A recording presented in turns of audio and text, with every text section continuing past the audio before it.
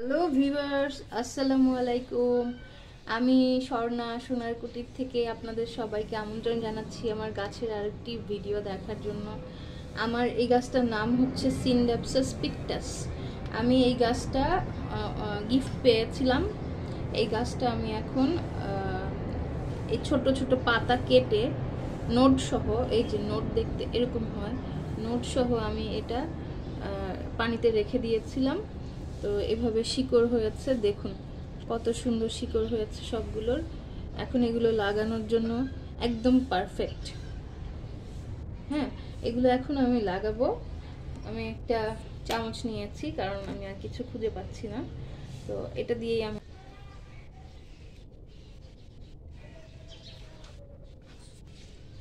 এটা এভাবে দেখালে হবে। তো আমি ভাবছি এটাকে কি শর্ট করে দেব নাকি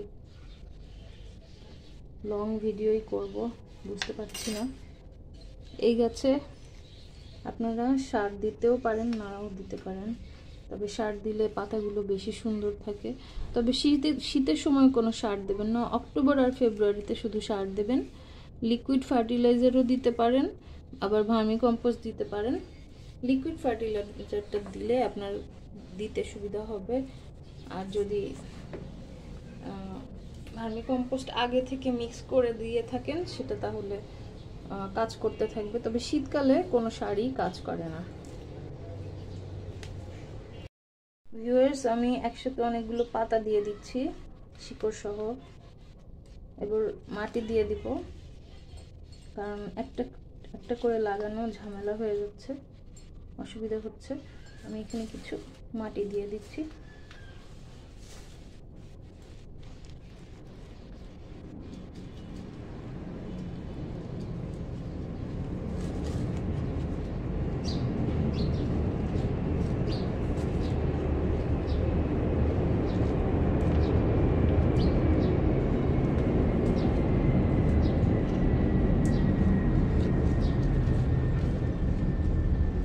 আশা করি গাছগুলো ভালো থাকবে, সুন্দর থাকবে।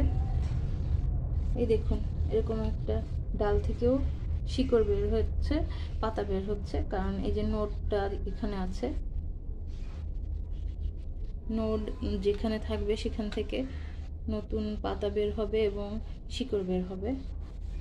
এটা আমি পুঁতে দিচ্ছি।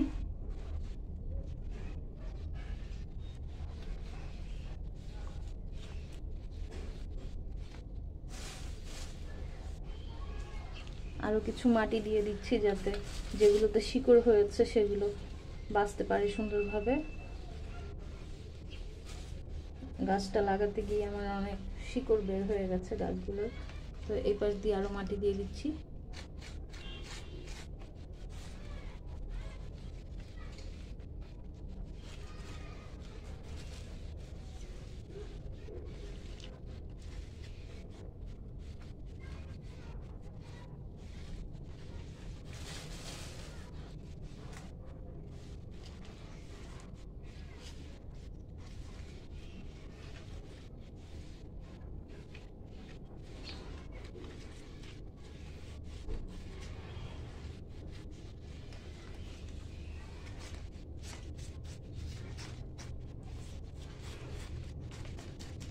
এটাকে আপনি ছায়াও রাখতে পারেন, রোদেও রাখতে পারেন। তবে রোদে, বেশি রোদে পানি দেবেন না, আগে পানি দিয়ে কিছুক্ষণ ছায়ায় রেখে তারপর রোদে রাখতে পারেন।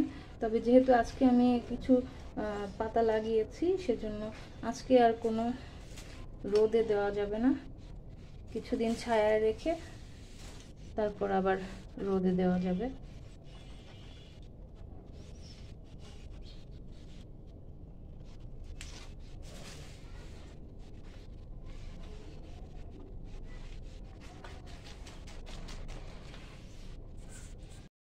আমি এখন পানি দিয়ে দিচ্ছি।